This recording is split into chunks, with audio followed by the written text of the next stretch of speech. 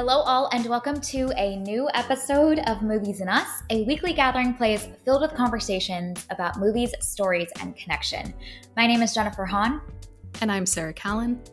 And today we are going to be reviewing a classic, a staple of movie history, Jurassic Park, in anticipation of the upcoming Jurassic World Rebirth film. And we are joined by a friend of the pod, Eli. Eli, do you want to introduce yourself? Yeah, my name is Eli Price. I host another film podcast that Jen and Sarah have joined for in the past. So it's good to hop on their show now. Kind of some give and take there. But my show is called The Establishing Shot. And our kind of tagline is that we do deep dives into directors and their filmographies. And so Cool. Yeah, every other episode is just doing really long deep dives into movies by a specific director. So we're chugging along through Spielberg right now. It's been a really long series, as you can imagine. And so, yeah, I was very prepared, I think, for this episode. I've done an episode on Jurassic Park that you can go check out. So if you're interested in checking out, probably either going to the Jurassic Park episode after you listen to this, or going to listen to the Terminal episode, which Jen and Sarah joined me for. Those would be some good maybe entry points if you want to get interested in the show. But yeah, we've also done we started with Wes Anderson, and then we also did Christopher Nolan. And and now it's been a long time in Spielberg, and yeah, so every other episode covers those movies.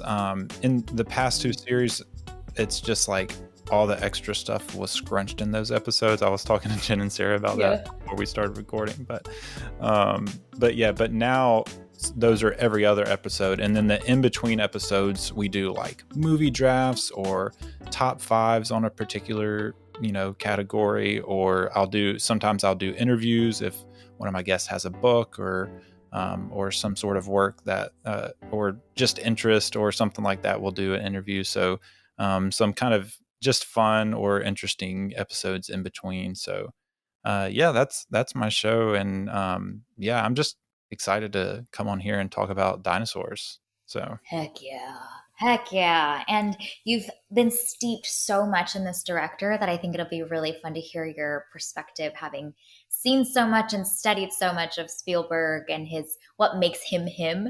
So that'll be really cool. I am curious though, because when you pick a director, it's like a committed relationship for a long period of time. Like, how do you even decide which ones to do next? Because I think that could be hard. You're like, all right, we're about to be steeped in this person's mind and it's his thinking and his work. Like, it's a commitment, and Spielberg is no joke too. Yeah, it's hard. It's so I started with Wes because he's like one of my just all-time favorites. And I knew his movies would be really interesting to dig into. Nolan was a similar thing, kind of like a popular choice. There's marketing involved in choices too. Yes. Spielberg, I don't even really know what made me choose Spielberg, but it's been a very big commitment to do Spielberg. So one of the greats. My next choice will be, so I've done a bunch of white men, and so I'm gonna try to diversify with my next choice. Maybe pick a shorter filmography as well. I haven't really announced. I think I've decided, but I haven't really announced who that's going to be yet. I can maybe tell y'all off mic, but I'll announce it on my show at some point. Yeah. Yes. Love it. For the rest of y'all, you'll have to go and follow Eli and the Establishing Shot in the feed to go through the rest of the Spielberg journey and then see what he might be doing next. Yeah. Yes. All right. Well, we're going to talk about Jurassic Park today, arguably one of the most iconic films in film history and Spielberg's filmography, spun off into so many pieces of IP, money-making machines. I mean, this is like just ingrained in culture, I think. So this will be a really fun one. Sarah, you're going to kick us off with an IMDb summary for Jurassic Park. Sure. An industrialist invites some experts to visit his theme park of cloned dinosaurs. After a power failure, the creatures run loose, putting everyone's lives, including his grandchildren's, in danger. All right. So we could do our one sentence summaries first. And then I'm curious, I want to hear about everyone's like relationship to this film. Did you grow up watching it? Do you remember the first time watching it? But first, one sentence summaries. Eli, as our guest, do you want to share yours? Yes. So I've been like tweaking it. So mine it'll be a little bit of a run on, but not really. I think it still counts as a normal sentence. We'll see. So I wrote a summer blockbuster of technological advancement and childhood wonder featuring dinos, but injected with a lot of humanity, a little sci fi intrigue, and a sprinkle of meta commentary. Wow, that was a feast. I feel like the clause between each comma was like a whole thesis. That was awesome. That was great. Yeah. Sarah, So what is your one we'll sentence dig summary? into that as we go. Yeah. Yeah, I was gonna say, we're lots to cover there. Each one is like so much meat. Sarah, what's your one Yeah. sentence summary? I went in the opposite direction of Eli, and my one sentence summary is don't trust billionaires. Mm. There you go. PSA to us all. Sarah, we might have been writing a similar wavelength because my one sentence summary is even when we try to turn off the light, corporate greed is still roaring. Mm-hmm. Yep. I love Fits it. for this film, also for the upcoming film and everything in between that we've gotten from this franchise. All right. Well, yeah. Let's start with maybe your relationship to this movie. Do you remember the first time watching it, or is this one of your beloveds? Do you often rewatch it? Where does this fall on your relationship to this movie? Eli, do you want to share first? Yeah, sure. So I'm one of those people that has like vague childhood memories, not like super strong ones, but I Yeah. do have a memory of being, I don't even know what age, but young, a decent amount younger than 13. And my dad getting upset because my grandma watched Jurassic Park with me and it was a PG-13 movie. So shout out to grandma, Thanks, Grandma. starting me young. Great taste. Yeah. Um, and so that's like my childhood memory and relationship to it. And, I've been to, Universal and ride the Jurassic Park ride and loved dinosaurs growing up. So, there's a lot of nostalgia there. Mm, I was born, I didn't see it in theaters because I was only 3 when this movie came out. mm.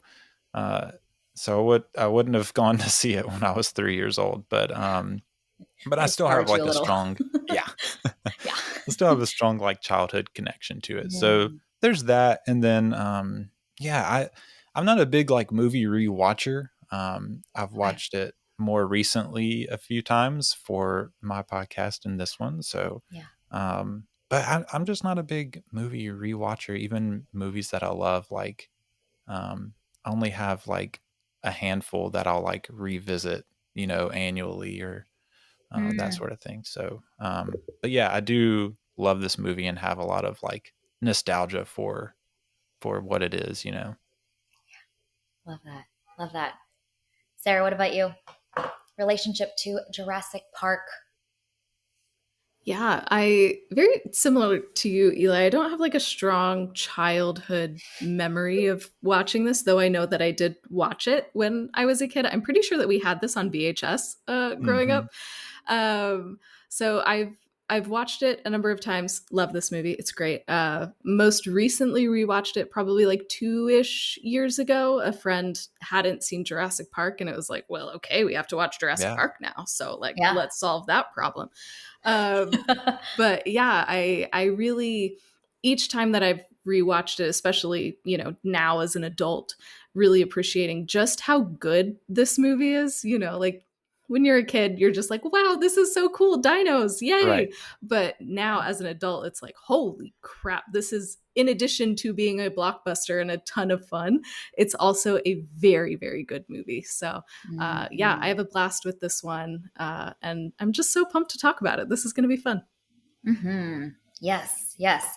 Uh, I don't remember watching this movie as a child. I know that I watched it. So apparently we all just like, we're brain dead as children. Like we're all like, we don't remember. So vague memory of watching this. It must have probably been at like a after school program, before your parents pick you up and they just like throw something on for like the kids to watch that's Mm. entertaining, that keeps them out of trouble. So I'm sure I watched this. And then yeah, I grew up like really loving dinosaurs. Like Land Before Time was like so nostalgic for me, and I Yeah. absolutely adore that movie. Cried every time watching that movie. So just the fascination and the wonder of dinosaurs was always like a thing for me as a kid. So I think this movie captures so much of that, and I'm excited to dive into so many of the pieces that work so well in this. I think as I watch this film more, I'm so impressed by the pacing of its narrative arc overall. But then also, I think you alluded to this in your one sentence summary, Eli, just how many themes there are around our world and society, but then also just like human nature and the things that we desire and the things that we're fearful of. There's just a lot in the text uh, while still being like such a spectacle. And I think that's really impressive and something maybe that some of the later movies could do a little more of. You know what I mean? In a more elegant Hmm. way versus leaning just into the spectacle of it all. So I'm always impressed by a film that can marry the two of those. And I think this movie does a great job of that. All right. Well, spoiler alert, Jurassic Park has been out since 1993. So get you a friend like Sarah that's going to fix your problem and make you watch this movie. So we're going to dive fully into all of the plot points of Jurassic Park. So this is your spoiler alert. All right. I'm curious, this watch, what were some of those things that really stood out to you? It's always fascinating when you revisit a film that you've seen before, or that you knew of, or that you had impressions of. And on every new watch, there's often these new things that maybe are illuminated in a new way because you're not just experiencing it for the first few times. So I'm curious if there's some of those big things that really stood out to you in this most recent watch of Jurassic Park. Yeah, Eli, do you want to share a little bit? Yeah. Yeah. So new things. So obviously, like there's all the spectacle and all that, but these last like couple of times, I've watched it, and it's been a while, so I don't remember. I think I touched on this on my episode, but one of the things that stood out to me, because of the fact that Spielberg kind of gets a bad rap for like bad female characters, or like underused, or that sort of thing. The Ellie character really stood out to me. And obviously it's Laura Dern who can like elevate any role she's in. Um, but it stood out to me. I don't know that he gets him Mm, along with Laura Dern get enough credit for this character. Um, and maybe it does all come from Laura Dern. I don't know. It could be because she's incredible, but I just feel like she's like mm, this like full female character. Like she's kind of like the best of both worlds. Like sometimes mm, like there's like the you lean way into like the emotion of the female character, and sometimes you lean way into like the yeah, mm, let's flip the script and make it a strong female character, and she doesn't have emotions.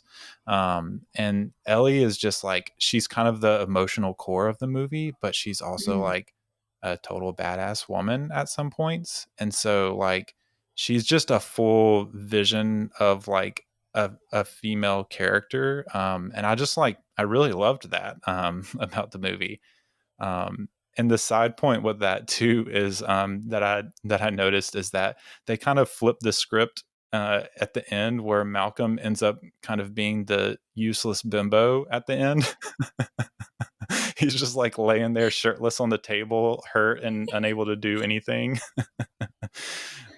So I don't know. That was one of the things that in my recent rewatches really like stood out to me that I loved. Oh, I love Ellie. She's so good. Love it. She is just, oh, she's incredible. And I also love, in addition to what you're saying about like having emotions and being in touch with emotions and being strong, I also love that she is a scientist, and Yeah. she will also lean into like whimsy and beauty and wonder as well. And so Yes. you don't often see a character that is in the middle of like all of those intersections, and we see all of those really complex facets of her character in this film. And I just, to your point, she's a very well-rounded character, well written. Laura Dern is of course amazing, but I love her complexity. And I don't know, I think she's more complex and interesting than the other two male Hmm. protagonists. I And agree. I really appreciate that about this film. Yep. Totally agree. Yeah. Yeah, it's so true. I feel like she has such humanity. Like in the moments where there is cause for genuine fear, she exhibits that. And then she's like, okay, give me my next command and what I need to do next. And here's my recommendation based on all of my knowledge. And she's able to kind of marry both. The the male characters, especially Alan Grant's character, is almost this like larger than life, like angelic figure. Like he's so perfect. He always does the right thing. He seems to never be afraid. He's got a quip in his pocket for every situation, even when they're in actual danger. So he's almost this like uh larger than life character, whereas Ellie feels very grounded. And I thought that dichotomy is really interesting. Alan Grant's like an action hero, you know what I mean? Like truly aspirationally cool, calm, and collected in every situation. And I think it's makes it feel a little less relatable. Whereas we get Laura Dern being like, "Oh my god, this is terrifying," and then also like, "Here's what we need to do next." And I think that that actually adds to the thrill of her scenes. Versus, I'm like, "Well, Alan Grant's going to figure out a way, no matter what. Always reliable." Yeah. One thing that really stood out to me on this rewatch, and I think it's because we just reviewed Jaws a couple of weeks ago, so like Mm. that was very much in my mind, is the opening of them bringing the raptor in, and you don't see the raptor. You know, you see her eye like through a slit at one point, but you don't actually see her. And so, of course, we just reviewed Jaws. So I'm thinking about that whole like, you only see Bruce in Jaws for like 4 minutes of the entire screen time. And that makes him so terrifying. And I feel like you see Spielberg kind of employing that same principle here with the raptor of, we're going to show you the effects, we're going to show you all of the precautions that all of these guys are taking, we're going to show you their fear and what happens when they're not as safe as they should be, but we're not going to actually show you the raptor really until like close to the end of the film. And so I thought that that was such a brilliant way to open the film, and is maybe drawing on some of those lessons that Spielberg learned, you know, earlier in his career. Mhm. Yeah, and on that point too, you know, this is the like a inception point for, you know, this technological advancement with CGI. And so they really couldn't just like CGI their way out of like, how are we going to show these creatures? Like there's it's there because they used it, but it Mm. wasn't so far advanced where they could just use it at their discretion whenever and wherever they wanted in the movie. And so they're also using, you know, animatronics, and they're using puppetry and stuff like that. And so there's a degree to which I think Mm. the technology where it was at that time and the limits of it probably like helped them make a better movie similar to Jaws, you know. Absolutely. Oh my gosh, this is one of the things that I was so captivated by this watch is how many action sequences are so creative in the cinematography and how they shoot it together. And like you mentioned, Eli, it's actually born out of constraints. I think a Mhm. lot of the later movies in the Jurassic World, Jurassic Park franchise show so many like wide shots of the big bad dinosaurs doing their big bad things. And it almost takes away from the thrill of the sequence. It's almost like in a horror movie, you don't actually want to see the knife going into the body. You want to like see the glint of the knife catching the light, and then the next shot is a close up and of something else. And I feel like so many of the action sequences in this movie are a construction of these close up shots of the mud splattering as the people are running, or like a quick shot of the side rear mirror as they're like driving away, and you see just like a haze of a dinosaur. And that actually makes it really fun because we can't see what's happening, we can just experientially feel it. And they use those wide shots much more sparingly, and I feel like that actually adds so much more thrill and excitement to those action sequences, ironically, because we can't see everything. So it's neat to see the way that actually the limitations of technology, like you mentioned, almost makes a better movie. And Yeah. if now that we have CGI, we can still employ these tactics, how much better can we construct these action scenes to be more exciting? I don't know. I feel like some of the recent films, they just get a little like big and loud, and uh, the law of diminishing return of seeing a big bad T-Rex is like always going to be there. But if you show it to me at the end with a real gut punch and sparingly, like, oh man, fear and adrenaline inducing. Mm-hmm. And I think all those close-ups are really important in helping us like feel what the characters are feeling, because the Mm, film has already established that these characters, at least Ellie and Dr. Grant, like they're very competent. They're not like action adventure heroes, but they can handle Alan themselves. Grant. They're all right. They're not Indiana Jones, but they can handle themselves.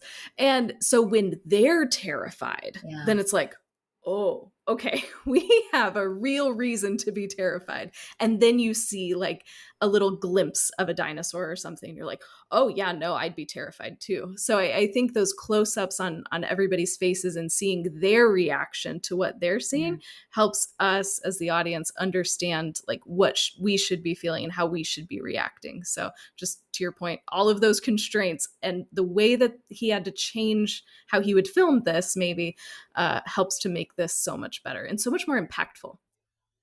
Yeah, for sure. Although I will say, I think most people would be most like Wayne Knight's Nedry in the face of the squealing, you know, screaming. Yeah, that that would be me if I ran into the dinosaur. I was also like, okay, if you have this whole island that's going to become a dinosaur park and you have people working here amongst dinosaurs, maybe as part of the HR process, we should have a like, hey, just so you know, these are the dinosaurs. These are what they look like. If Yeah, you see this little guy, you need to run because if he spits on you, you're dead. Like, I don't know. That just seems like an important FAQ of like, hey, you're going to work here. Maybe understand what these dinos look like and how they're dangerous. yeah, yeah, yeah. I think he Yep. maybe scrubbed through that training video, maybe. Honestly, you're not wrong. Yeah. He would have checked out of that guy. Be like, oh, I don't need this. But don't underestimate the little guys. You know what I mean? They Yeah. can pack a punch. Yeah, so good. Um, while we're talking about the action, one of the other choices in the structure of this film that I really loved is that we don't see a real meaty dinosaur interaction until I jotted down 50 minutes into the film. And it's not even an action sequence, it's the sick Triceratops sequence.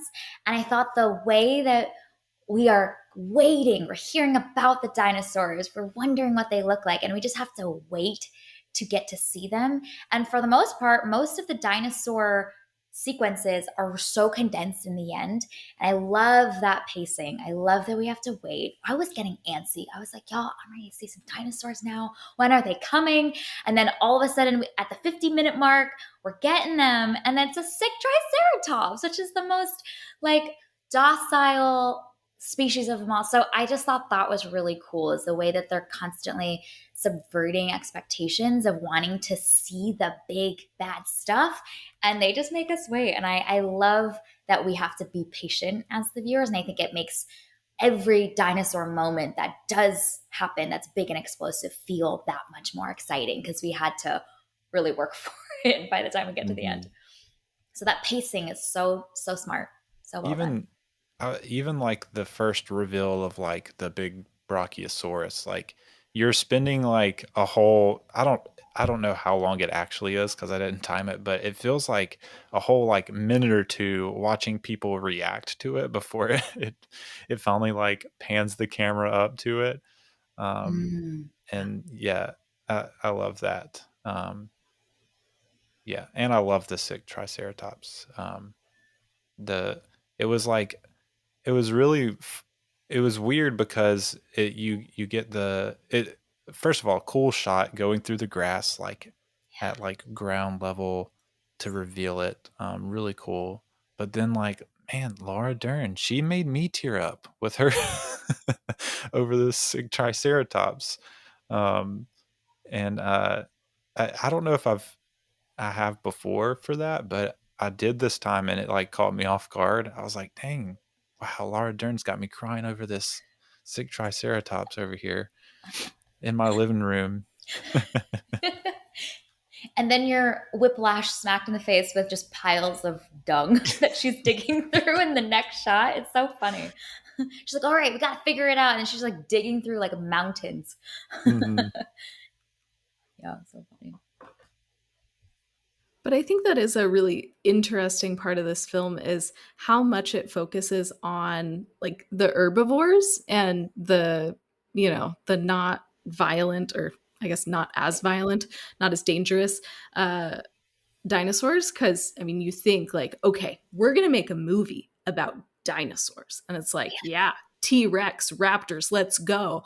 But I love that they kind of subvert our expectations and we get to see them grazing and eating out of the trees. And then we see the triceratops. Like I love that, and how it really is focused on like the wonder and the beauty of it all, and like how majestic these creatures are, not solely focusing on the danger and the terror. So I think that balance between those two kind of moods in the film helps emphasize the danger and the tension once we do get to that point. For sure.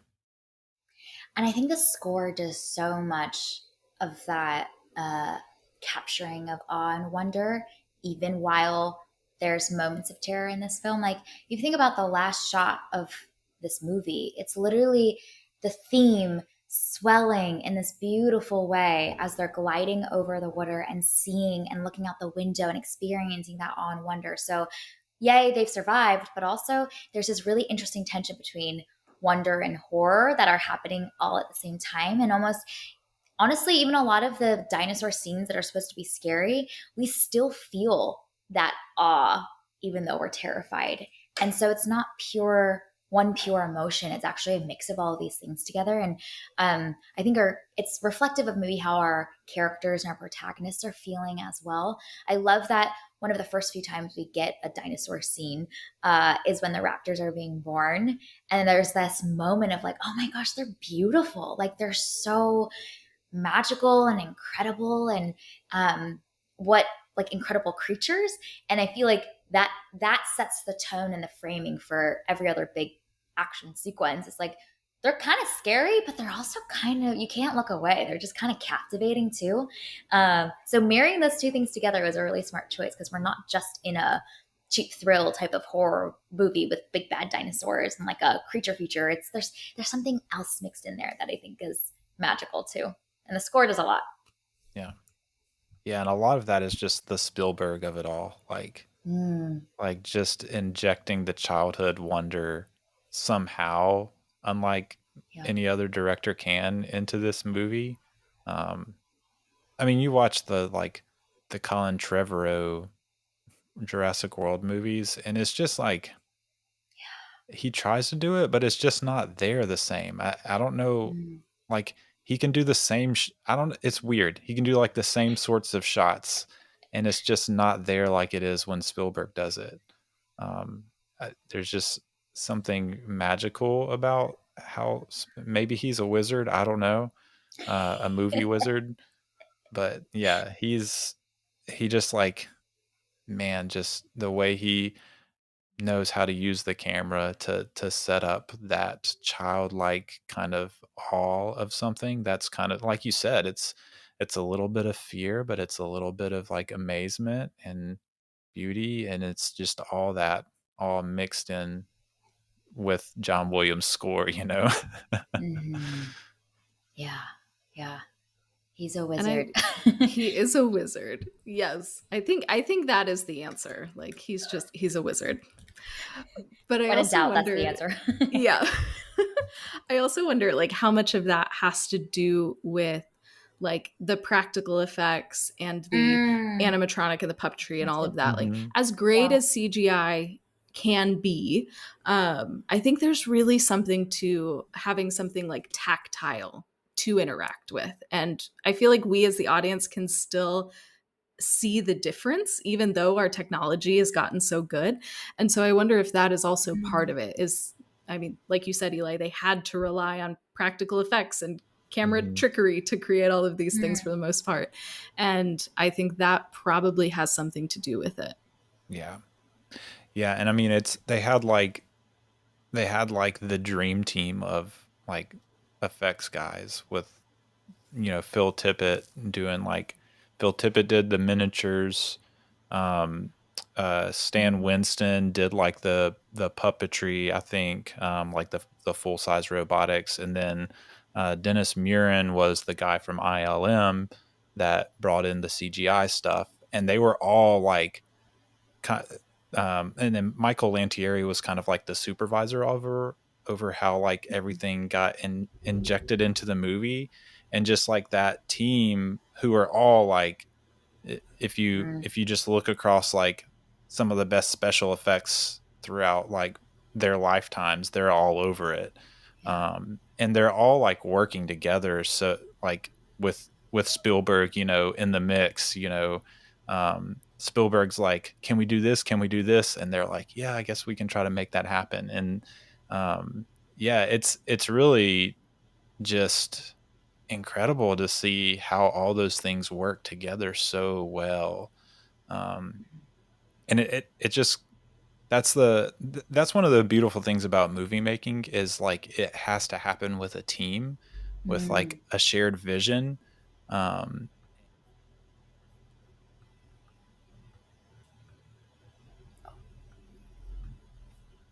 Oh, I think we might have lost your audio. Oh, yeah. Eli, it looks like you're maybe muted. We can't hear you.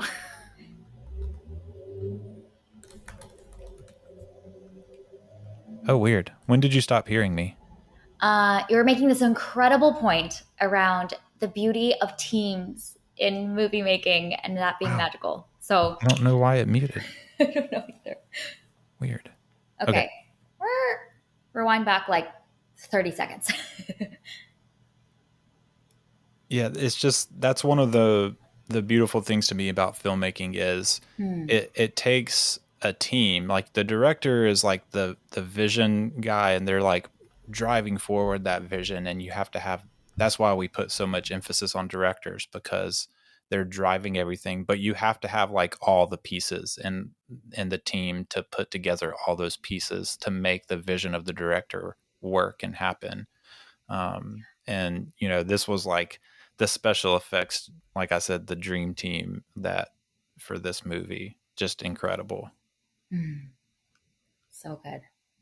Yeah, yeah, it is quite incredible, and I I think we can feel the difference between something that feels like lived in, something that feels like it's been created, that we can inhabit that world. I know in our conversation about the terminal on your episode on the establishing shot, that's something that we really, I think, like double clicked on quite a bit is the dedication and investment in making that set look and feel so real adds Hmm. to the movie magic of it all. And I feel like that effort, that time, the money, the resources to make that happen here also like really shine. And you can't take the shorter cut for it, even though there's a lot of trade-offs along the way and it's hard to make a movie and get it funded, I know. But man, when it's done well in this way, I think you can really feel the difference. Like you can fool us quite a bit as the audience, but not fully, we Mhm. can feel that sense of place differently. And that's one of the reasons why this still looks so good 30 Yeah. years later Oh my is because gosh. of all of those things, the Spielberg of it all, and then also this dream team putting in the money and the effort and just going those extra miles to make sure that it is as good as it is. That's, I think, part of the reason why it still holds up today. Yeah. I had a question, curiosity for you, Eli. Having gone so deep and in the midst of just soaking in Spielberg's work, are there things that you feel like you noticed or took note of while watching Jurassic Park, where you were like, that's such a Spielberg moment or a Spielberg choice that felt Mhm. really uh, resonant, or that you can see across maybe his work? Obviously, that awe and wonder and that childlike magic that he's able to capture is one aspect. I'm curious if there's any others that might have sparked while watching, or were you just like, I'm here for some dinos and that's where my brain is happening? Yeah, I'm just curious if there's anything that stood out to you. Yeah, I mean, the dinos are always like the main attraction, obviously, but there's a lot of like Spielbergness kind of under the surface with this one. Um, like there's something that's in Spielberg's best, I think, movies, the way he like structures his best stuff. Um, Mm, uh, Particularly like stuff that has a lot of action in it, like this one does. Um, you see this like in the Raiders movie, like the Raiders of the Lost Ark or the other mm, indie movies, where he'll do like an action set piece and it'll be exciting, but then it'll like slow down for 5 minutes and do some character development before you pick back up into more action. Um, and that's definitely like I think just storytelling technique wise something that's like so strong in this movie, mm, because by the end of the movie when they're all flying off in the helicopter, you kind of have lived with these characters enough in between those like exciting dinosaur sequences where you really feel like the humanity. You can tell what Laura Dern is thinking. They're not saying anything. mm. You can tell what So good. uh, Grant Sam Neill is thinking. You can tell what Malcolm is thinking and John Hammond are thinking. You Mm, can just what is going through all of those characters' minds, and it's because Spielberg takes the time in between that dino stuff to actually like settle in and grow these characters. Um, and that's one of the big things. yeah. And then, there's other stuff like Spielberg at this time in his life is like a pretty young dad. So you can definitely see some Yes. fatherhood anxiety injected into Sam Neill's Grant with him being like, I don't know about this. And then like growing to realize like, oh wow, there's something really beautiful and positive about like having relationships with children. Um, and yeah, there's a lot of stuff like that through the movie, and I think that's where like the little tiny bit of there's some meta commentary sprinkled in with that. I think there's some meta commentary sprinkled in with um, we spared no expense. We did this we did this thing, we said we can do this, let's do it, but should we do it?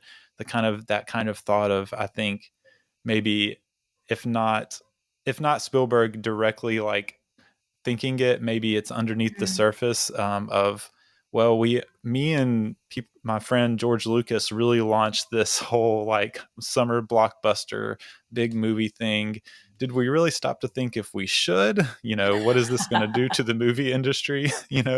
There's there's that whole thing, maybe meta going on in the movie. Maybe I see it in hindsight, at least. But yeah, so there's definitely a lot of Spielberg underneath the surface of this movie, even though you don't have to know any of that or see any of that to enjoy it. Hmm. That's so funny. Thinking about them being like, I mean, the commerce thread line is so clear in this. I feel like that was something that maybe Sarah and I were like fixated on, and because it came up in both of our one sentence summaries Yeah, around just the money making machine of it all. And at a meta level, like we are experiencing Jurassic Park inside Jurassic Park, and like we're here for a thrill. We're here to pay some money and see some big, fun, adrenaline inducing stuff. But it's funny hearing, yeah, Eli, that like other way of viewing it of like, Lucas and Spielberg being like, have we created a machine and have we trained audiences in a certain way to yeah, fuel the industry that we love? But then how does, like, what have we done? Type of thing is a funny way to view the framing of this movie and what those characters might represent. That's great. I love the reading. Speaking on like the commerce thread, I loved that moment when the camera pans through the gift shop, and then we see Hammond like sitting at the table like eating whatever he was eating, ice cream. ice cream before, because it was gonna go bad. And then the whole time in that conversation he's like, okay, next time we'll do that, next time we'll do this. And I love that those two things are connected to each other, because you understand, even though his grandchildren are out here and some dinosaurs are running loose, he's still like, next time we're going to do this so that we can make some money. And I love the combination of those two shots to really help us kind of get into his mind and really emphasize like, hello, we're going to talk about capitalism right now. And there were many next times in this franchise. they they did it. There's a scene, I think, in the early part of the film where one of those investors, businessmen, literally says, "We're about to make a fortune." And I was like, "Well, there it is." Just the way that we as humans crave thrill, and we'll pay for it. And here we are doing it. So that they're making bank from it, and we're still showing up for it every time. Yeah. Yeah, I think I mean, it's like even like you said, you mentioned the merchandise, painting across the merchandise. And, Spielberg and Lucas, especially Lucas is like the merchandising his Genius. movies king. And Spielberg was good friends with him, so he picked up a few cues. And I mean, this Jurassic Park was a very merchandised movie. Um, and it's one of those like kind of catch 22s. It's like, I know what we're doing, but also like, to make these happen, you almost have to do it.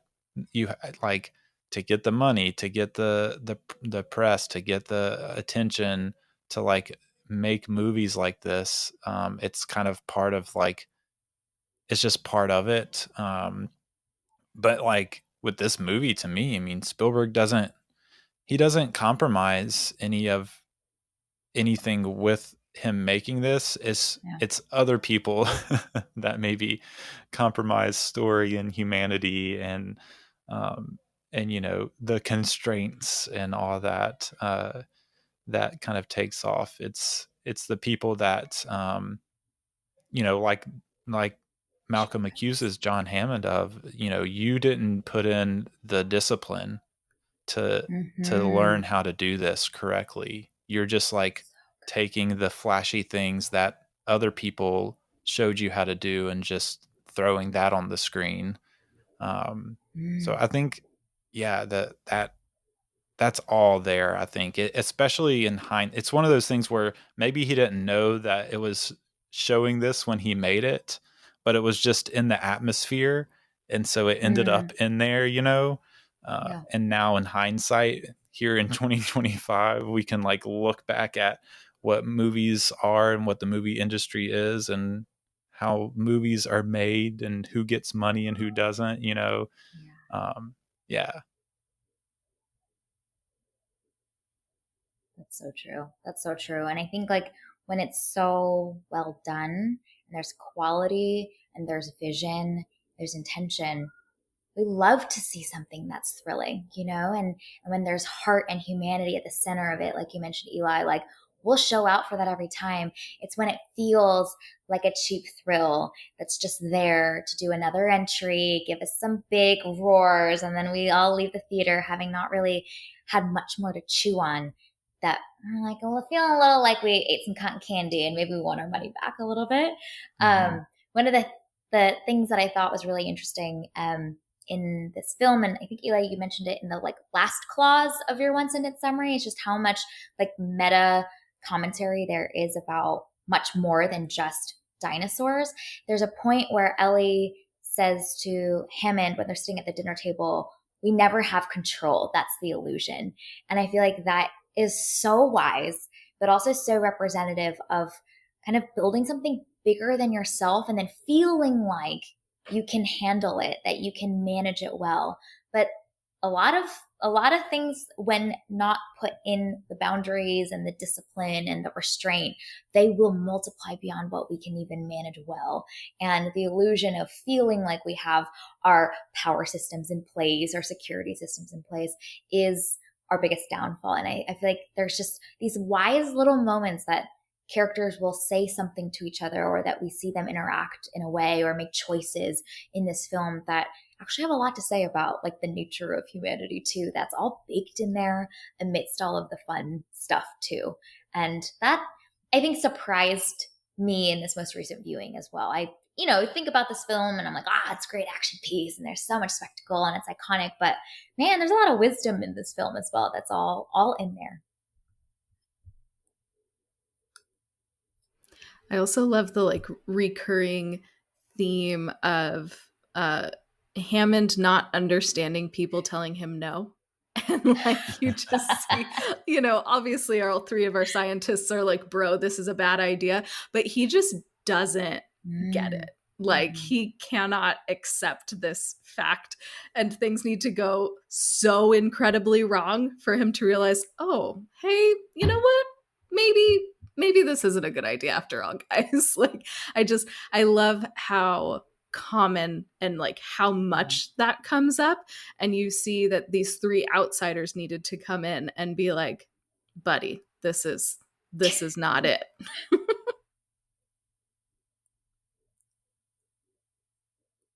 Don't worry, he's still got it next time. Cooking up in there. Oh, absolutely.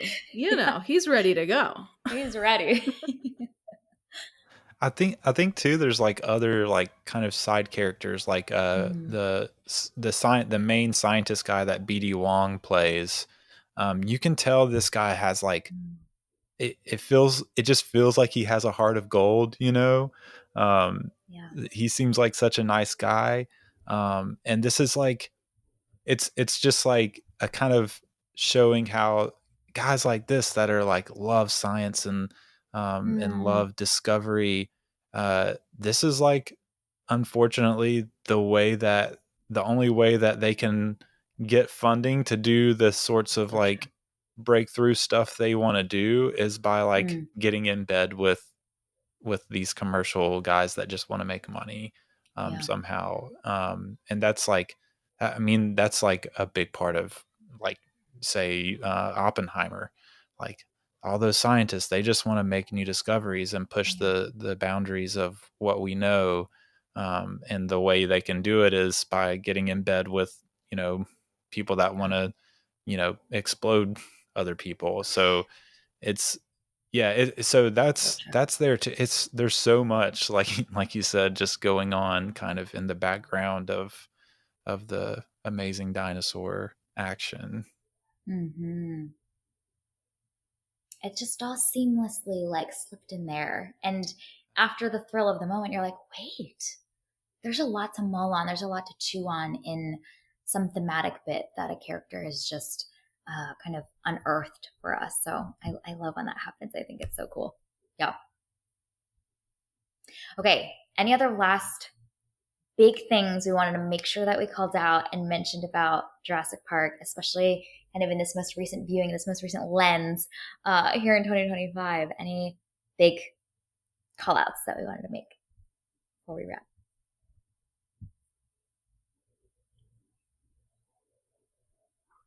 I think like while we've talked a lot about constraints in this conversation, and Yeah.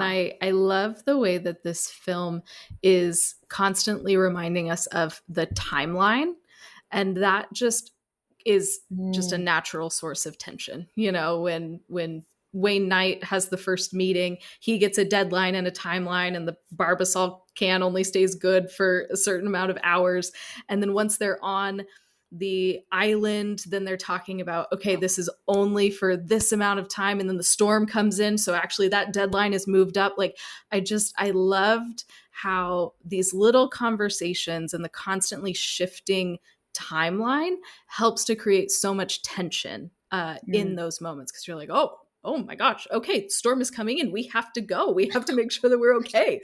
So yeah. those additional threats on top of just dinos attacking, I Mm, think is really helpful in making this film really, really tense without having to have like other malevolent actors in the film. It's just the natural constraint of timing helps make yeah. everything more tense. That's so good. It reminds me of something that we talk a lot about reviewing the recent season of The Last of Us, which is that there's a clear foe, which is the zombies in this movie, the dinosaurs, but then there's just like nature and uh, timing and constraints that also are like a very real factor that make things very difficult for our characters as they're trying to navigate and get things done and save themselves and survive. So it's not just the one foe, but there's like all the dimensions of them that all kind of collide with each other. Yeah, it's so good. Eli, is there any other big things that you wanted to call out, shout out, mention about Jurassic Park? Um, I mean, I feel like we didn't really talk about the kids, and Mm, I feel like they did a really good job. The kid actors, it's one of those Spielberg things that he tends to, work really well with kids, and I don't think Jurassic Park is like the strongest, like his best work with kid actors. mm, But I think they do really well. Like they don't they add just enough. Like they're not just there. They add enough to the story and to um I don't know that they are necessarily like developing as characters a whole lot. There's kind of just like the typical, oh, this kid was scared of this at one point and now they have to overcome it sort of thing going on. yeah. But they add just enough, I think, to develop the other characters, like especially Grant, um, while also feeling like they have their own, personalities and aren't just there just to develop his character. Um, Mm. and then other than that, I read the book. Well, I listened to the audiobook. Ah, I actually listened to the Jurassic Park audiobook and then the Lost World audiobook, the sequel too. The second one is still really good, but the first one I loved. I thought it was so good. And there's a whole lot more like Malcolm monologues in the book if you want more of that. oh, that's great. Um, yeah, it's different. It's different and the same. Okay. But yeah, so I would recommend if you like sci-fi thriller with, some long sci-fi monologues on chaos theory in your books, then go check out the book too. I think it was really good. So That's so great. Can we just get like a montage of just Goldblum just monologuing, in like different locations, in different outfits? Just, I think that'd be he hilarious. It's so he good. knows how to like pause or stutter or whatever on at just the right point to Oh my make it gosh, feel yeah. like he's not reading a script. He's The so charisma good. is insane. Yeah. Yeah, just oozing off of Yes. him. Wild. Yeah. I always think that he's more prominent in Me this too. movie than he actually Yeah. is, because he's so like iconic and he has such a screen presence. And then you actually watch this and you're like, oh, you're actually not in this very much. Yeah, for sure. So good. My last little shout out is just the humor. This movie's really funny, and I Yeah. think I forget that every time.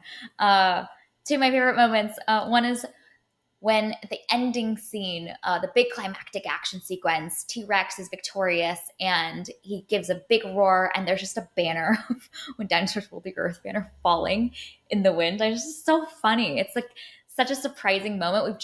Our heart's been pumping, and it's got a little joke for us at the end.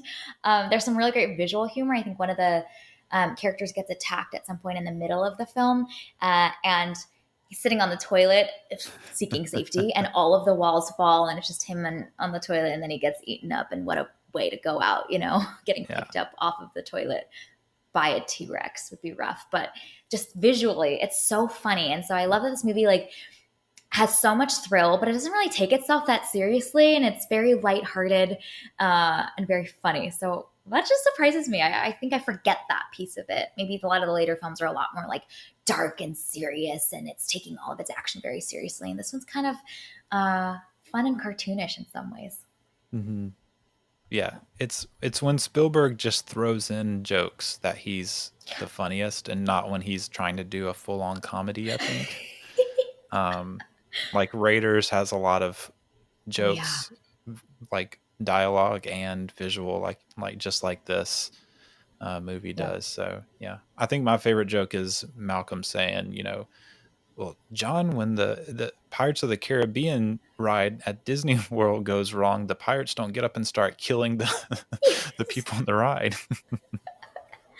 And he's like, "Yeah, you're right. Okay, yes, true." So funny. All right. Well, this was our review and discussion of Jurassic Park.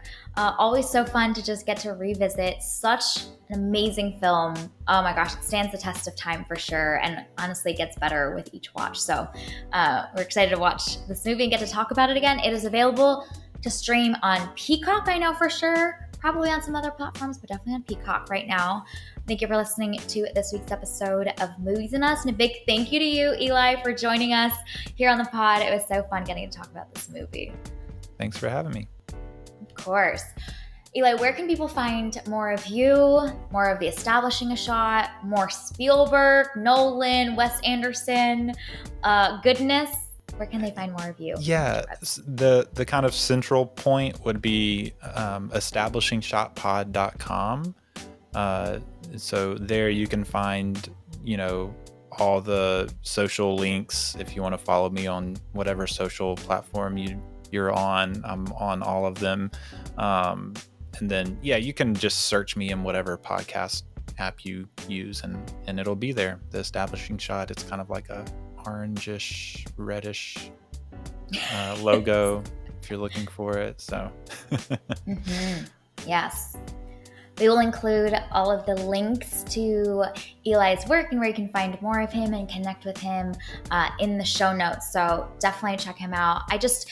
You're so thorough in every film that you go into, from the filmmaking components to the actors to the casting choices to some of the set pieces and the production stuff. So it's just incredibly thorough and so great to go so deep in a director. I feel like sometimes it's easy to see the iconic stuff, but to see it evolve over time in order is really neat. So we love the premise and concept of your show, and definitely check out more of Eli in those links in the show notes.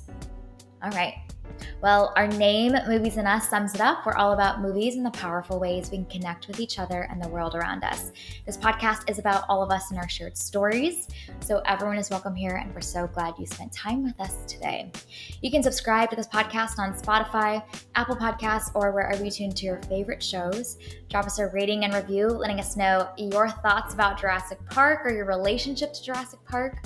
You can connect with us on Instagram, Threads, and Blue Sky at Movies and Us Pod, or email us at moviesanduspod@gmail.com. Check out our website, andusmedia.co, for the latest on Movies and Us and our other podcast TV and Us. By the way, we're on video now, so very exciting. You'll get to see all of our faces, all of our laughs, all of our facial expressions, reactions, all on video now. So that's over on YouTube at Movies and Us Pod. This episode was edited by Melvin Benson from Cinematic Doctrine. Go check out his show. He does a lot of really amazing content for more movie conversations. All right, well, we have done our homework and kind of taken it back to the root because Jurassic World Rebirth is coming out really soon. So we'll be covering that next week, giving our money over to the corporate machine. You know, we got to keep up. We got to keep up with this world. So in the meantime, we hope you have an amazing week, and we'll talk again with y'all very soon.